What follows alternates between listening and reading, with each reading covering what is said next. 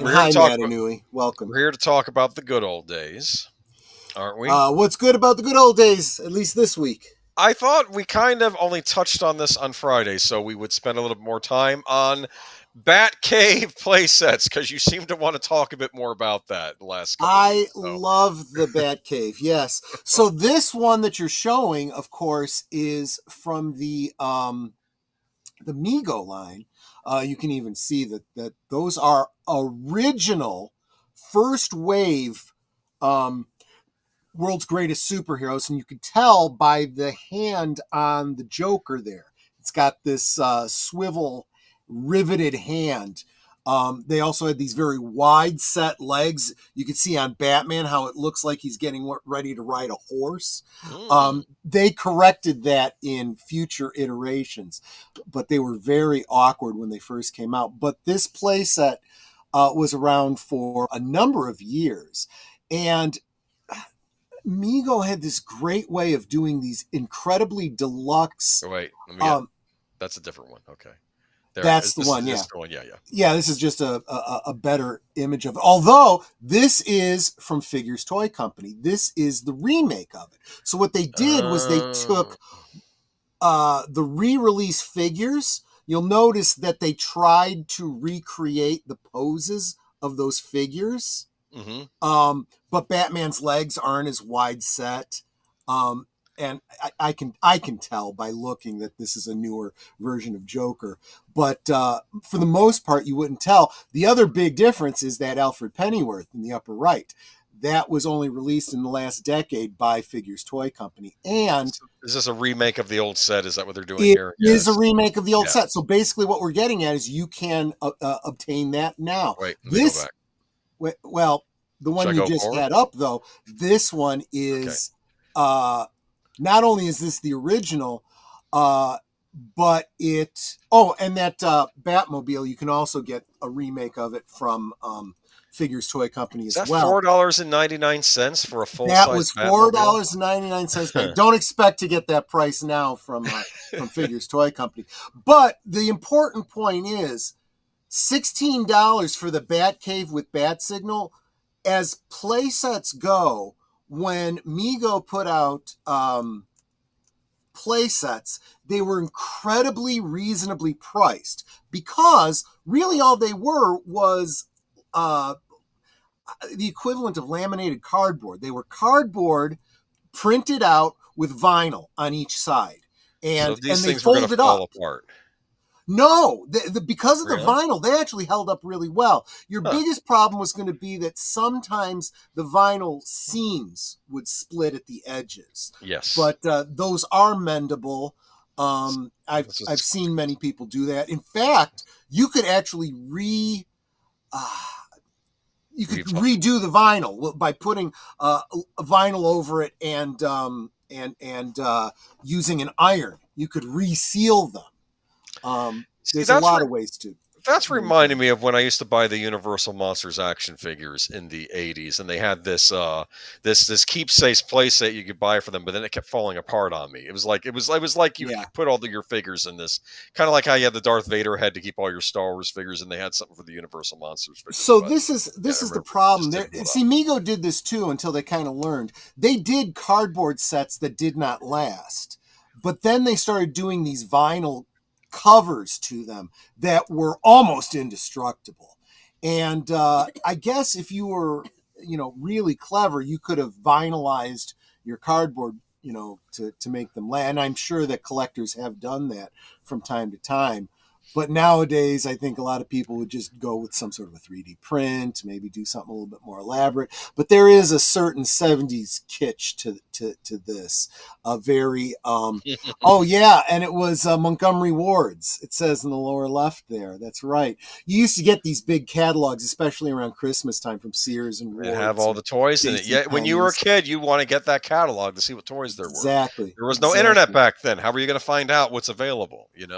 And communicate communicate it to your parents. You'd turn down the corner and you'd circle the thing you wanted, and you probably never got it, but at least they knew. We used to get game flyers in the mail. That's how I know there'd be like from Electronics Boutique or Toys R Us. That's how I know good games were. Yeah, there you go. Which 80s boomer? The 1980s smart guy. Oh, jeez. All right. Anyway, let me see. Do I have a back of the box here? Oh, what is this? This might have been from the So redo. this is later? No, this is a shot of, I think it's this is again Figures Toy Company, so this is probably something you can get right now. So I'm confusing this with the original set, but it's done in the. That's fine because honestly, because of the way they have that figure posed, you can't tell if that is a really, really well preserved original or a re-release. I happen to know it's re-release because it says Figures Toy Company in the upper right-hand corner. But that is, I think, a different... I want to say this is a different Figures Toy Company addition to that other playset, because it shows the bat boat in the background, but it's using the bat pole from the original one. I haven't been to Figures Toy Company for a while, so I haven't seen. This is from inside of that previous one that you were showing. It's a close-up of the little bat computer portion of that playset.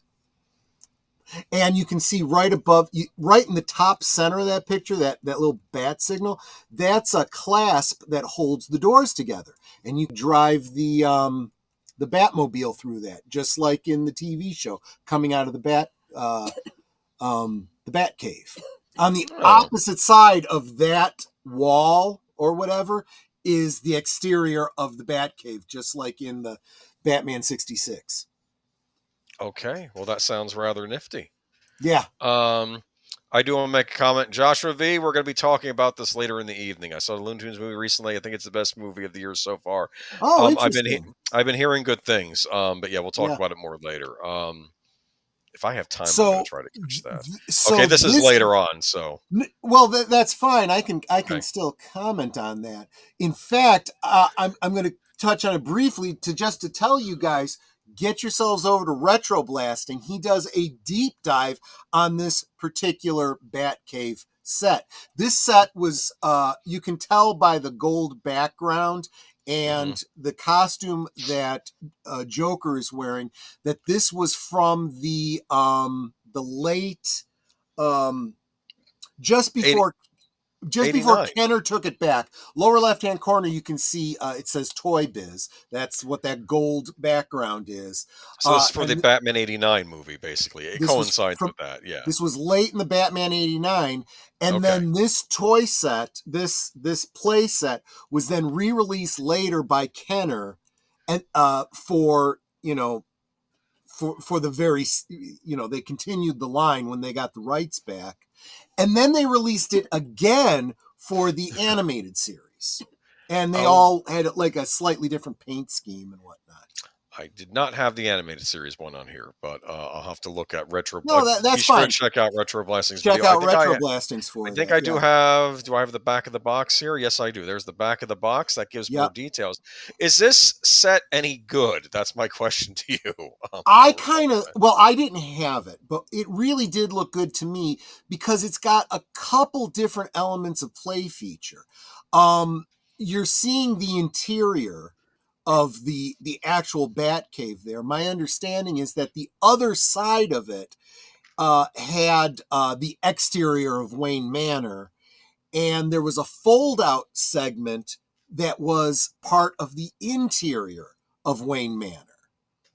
So it was like almost like three elements of the Batcave, environment in one. Really? It actually says 5 action-packed movie scenes, so I might be...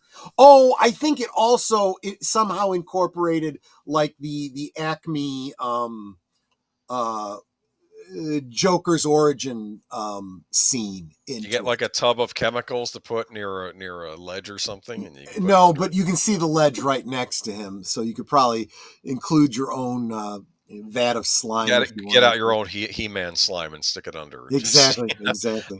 What do we got? We got a little jail cell under there to put your criminals in, your criminal masterminds. And of course, you've got the bat elevator. Apparently, you need an elevator, right? Let's be honest. We're always fascinated by the Batcave.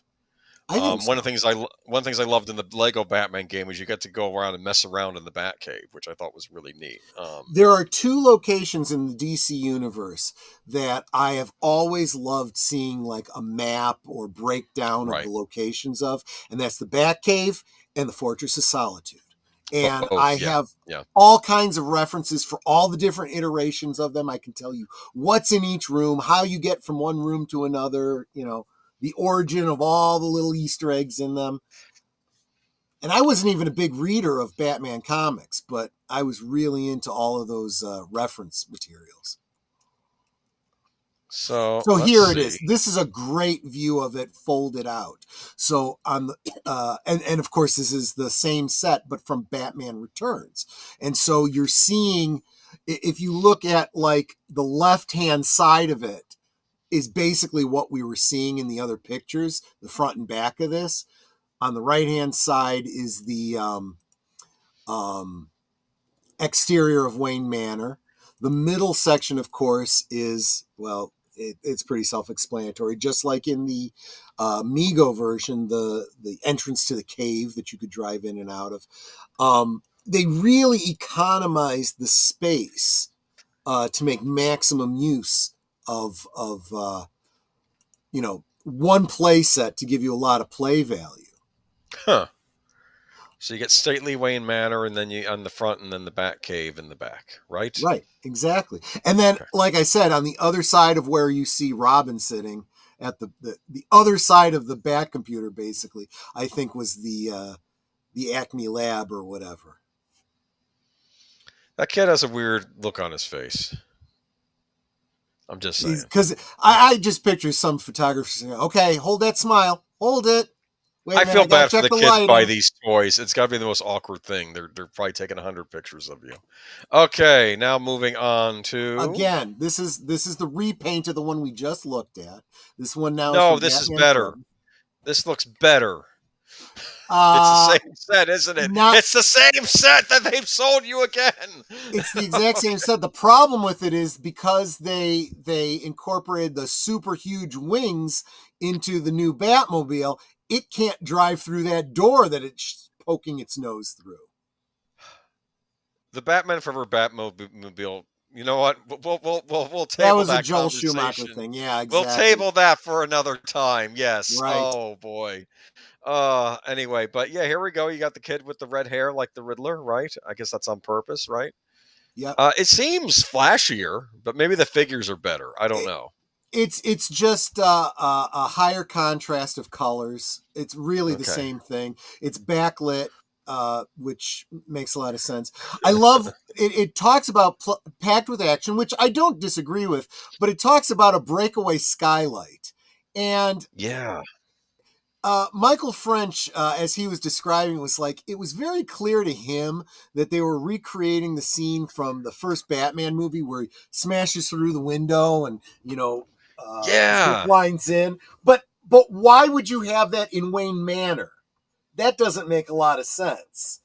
Why didn't they make like a bad guy compound for Batman for like Riddler's secret maze or something? I don't know. Why didn't they do that? Could have had. Yeah, well, because here's the thing. Unfortunately, playsets tended to be pretty expensive. They were more expensive than the action figures, more expensive than the vehicles. So you had to get as much play feature into one as possible. If you were going to get a playset, you might get one, maybe two, if your parents were really well off. I don't think I ever had playsets as a kid. I think I had a couple.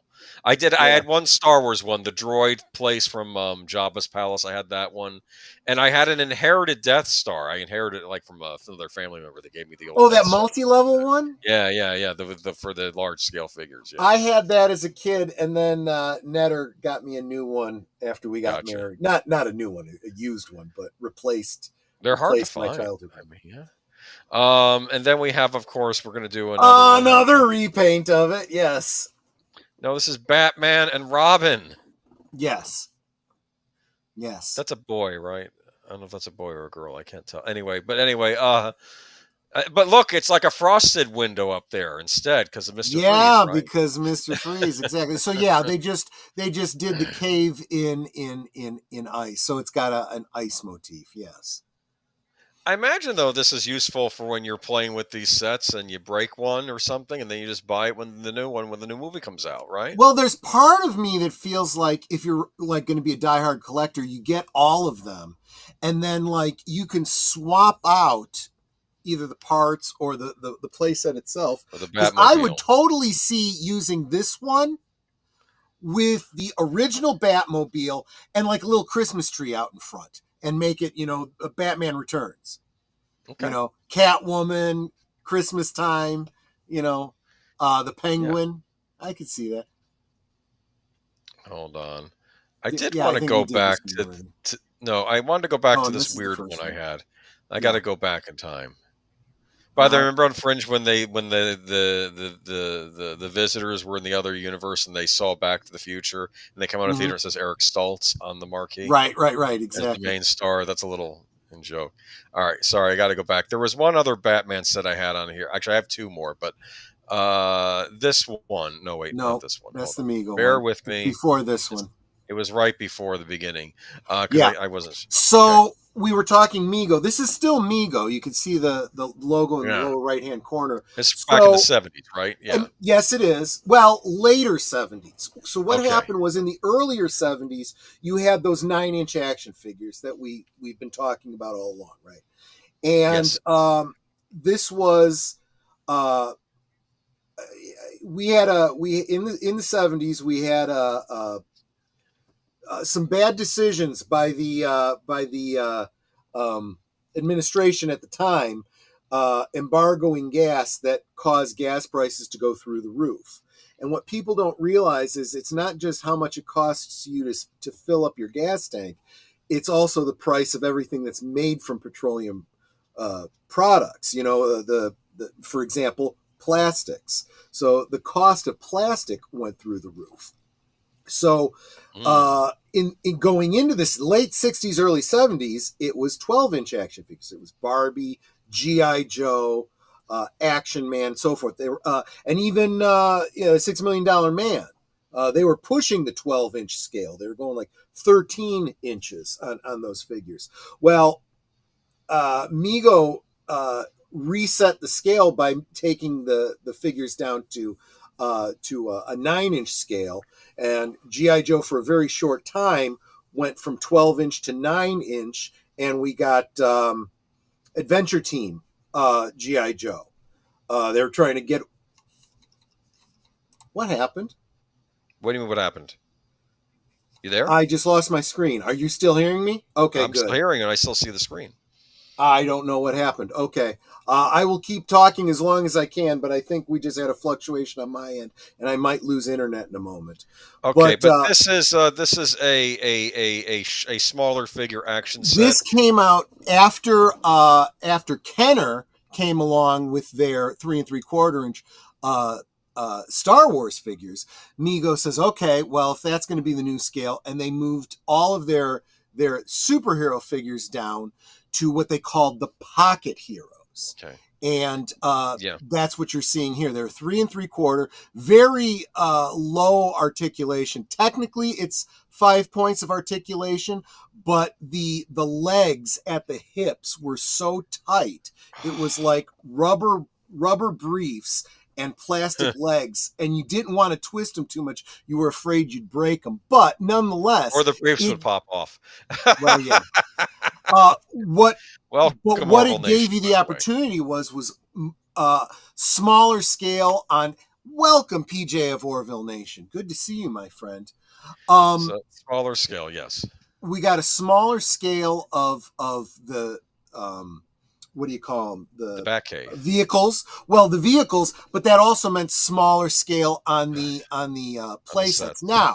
Now, whereas cardboard and vinyl, I was saying were cheap but good. This vacuform plastic was cheap but bad. This looks terrible. It kind of was. They did, and this is off topic, but Mego also did Star Trek figures in the same scale, and they did a Bridge of the Enterprise using this vacuform plastic, and they don't last because that hollow plastic over time gets very brittle and breaks and cracks. It looks great, but did not last. If they were putting this kind of stuff out today, I can guarantee you that people would be taking these things, doing resin casts of them, and then putting them away and just playing with the resin castings, because they'd at least last. Okay, so this is not a miniature set then, though. So it was like for Star Wars. It is smaller than that. Yeah, it was okay. like Star Wars size. Yeah, exactly. Ridiculous. Okay, we got one more, and then we're gonna call it a night on the Batcave. I didn't do the Batman animated series version, though. I didn't realize there was one. I don't remember there. It's funny because maybe I just wasn't collecting toys at the time, but I didn't remember there being a ton of Batman the animated series toys. But maybe there were. Okay. But these look superior. They look much better than what we got later. This next one I find interesting, though, because it is a micro set. Hold on. There we go. Look at this. Oh, man. Can you see it? I do. I don't even recognize this. This looks like a Micro Machine miniature set with little figures, kind of almost like those Star Wars miniature sets I told you about. I never even heard of this, but it popped up when I was doing my research. And then you can fold it up into like a little thing, and it looks interesting.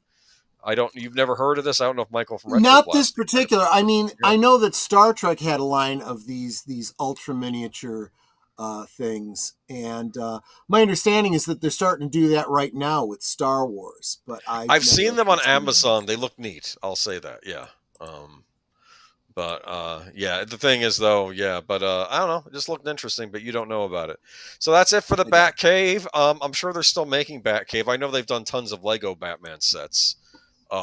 Some even based on the Christopher Nolan trilogy, which I thought was funny. You get a Lego Heath Ledger Joker. Are you kidding me?